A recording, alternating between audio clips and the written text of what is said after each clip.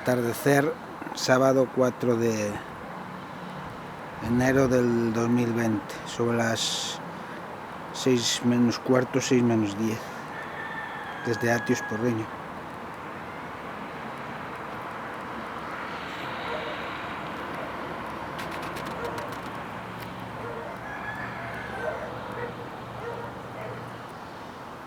Ocultándose el sol